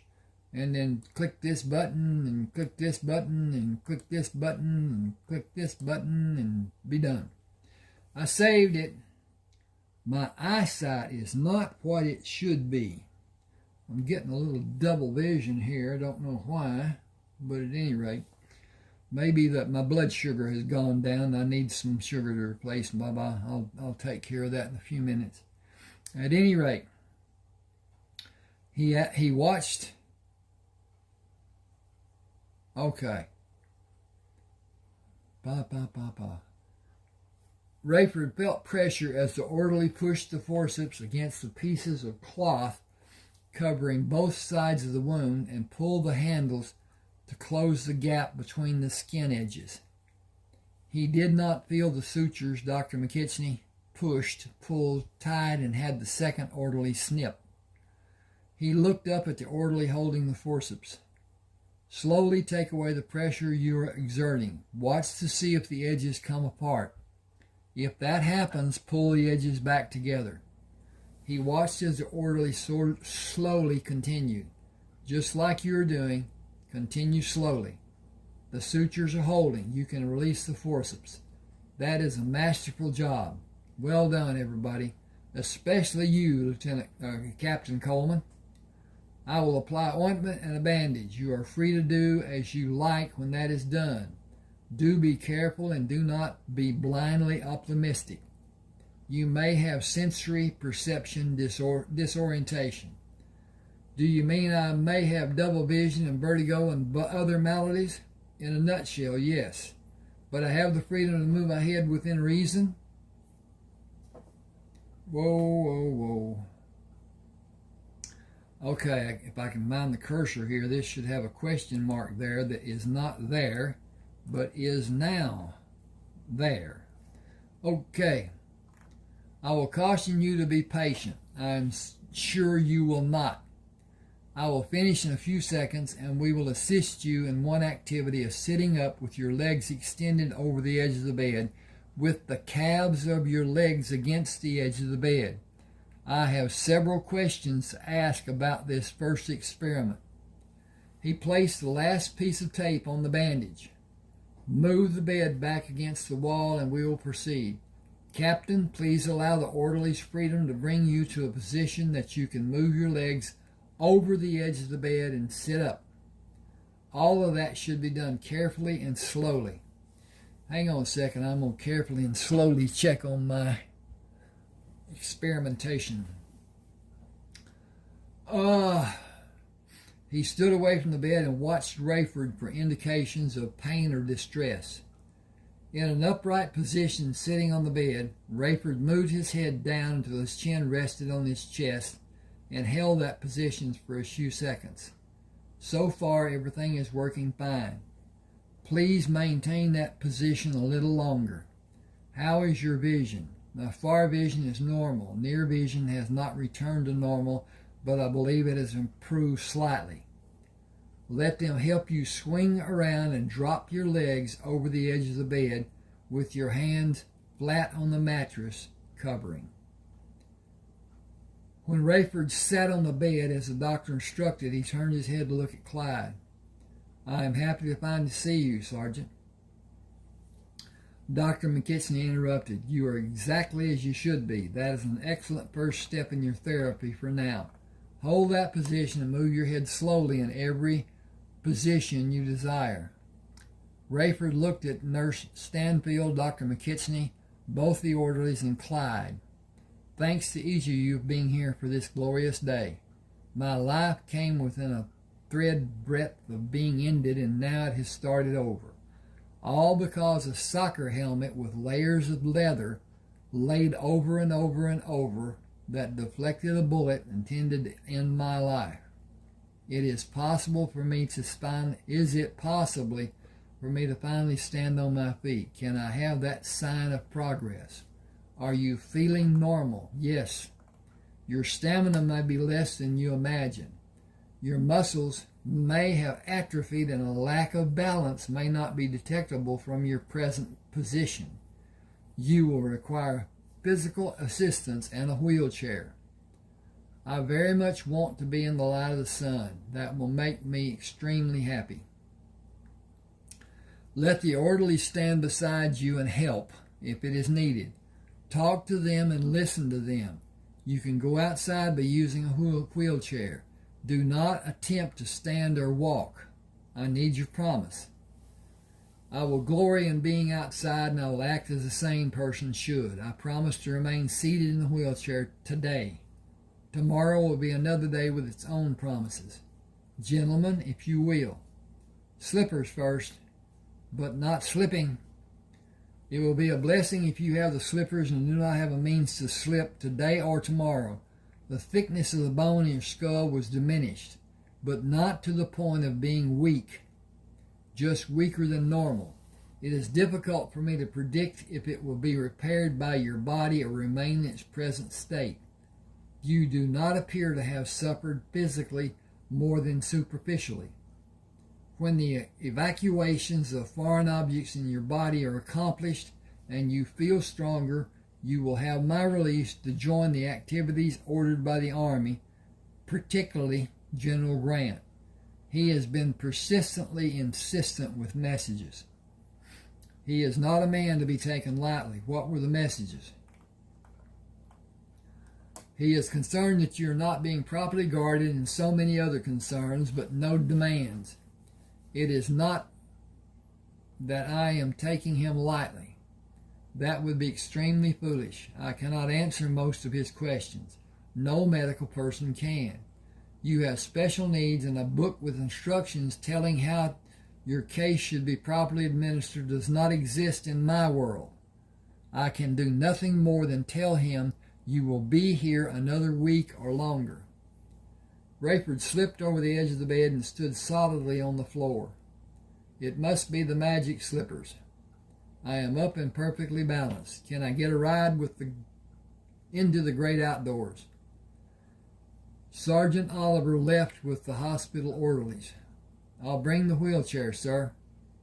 I can do nothing more than wait for you, Sergeant. I am ordered to refrain from strenuous efforts of questionable nature or duration. Dr. McKitchney pushed the bed against the wall and pulled it back. You could open the window to experience the greater outdoors. That act would break one of my cardinal rules. I never stand in front of an open window. Why do you have that rule? Sergeant Oliver's bringing the wheelchair. I know, I heard you tell him to bring it. He is nearing the door with the wheelchair. You have no way to know what that because you have been looking at me. You could not see a shadow or a reflection of light. I heard the wheel noises. I hear them as he is approaching the door. Sergeant Oliver turned to bring the wheelchair through the doorway. Here is your new ride, sir. It is remarkable that you're able to hear the sounds made by the wheels of the chair, Captain. Your hearing is exceptional. Can I get a deck of playing cards? I will try to find one for you. Do you want the deck today or tomorrow? When it is possible. I will send an orderly. General Grant will question the purchase. He will understand.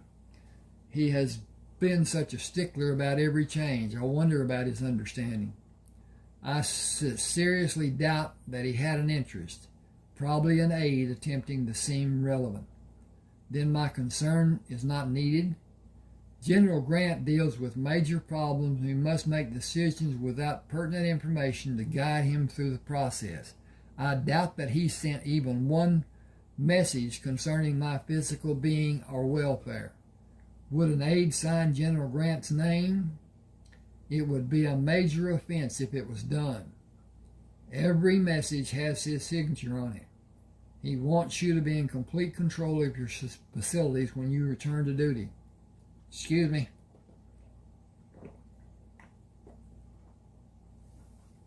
I cannot use the wheelchair today.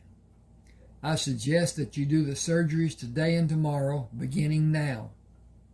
I have everything needed except the orderlies. Sergeant Oliver turned the wheelchair around. I'll be right back, sir. You will sleep with your new backside looking at the ceiling tonight. New backside? I'm going to take that out of there. That doesn't even seem right. If I can find the cursor. You can take your backside. Okay. You can sleep with your backside looking at the ceiling tonight. Do you need help lying face down on the bed? I believe I can manage. You will feel everything I do to you under your skin. It cannot be helped. It will help in the future. Okay. It will help in the future. That is the promise I will concentrate on while you are working on me. Fast actions will suit me best. I will make the incisions as small as possible. It will break the skin. It will be painful each time. Extracting the object and suturing the incisions will be prolonged pain. Tell me when you're ready. Tell me when you are each time you're ready to do it. I will be ready. This should require 4 incisions today and 3 tomorrow. Will you do 7 today? I will sleep on my side if that is done. You will not be able to sleep on your left side if I do the 7 needed surgeries. I can do these 4 with you as you are and do the 3 with you on your right side. Do you want something to bite? I will get through if you will tell me what you're about to do. Prepare yourself. I am beginning the first of the 4 incisions. They should not produce a great amount of bleeding. Rayford did not move and remained silent while the cutting, probing, medicating, and the scissor snips of the final sutures. You did remarkably well. Can you roll over on your stomach and to your right side to allow the last 3 to be done? I will not make the incisions near or on the old scars, but over the objects. The deeper one is less than an inch under the skin and in the muscle. It will cause you the greatest pain.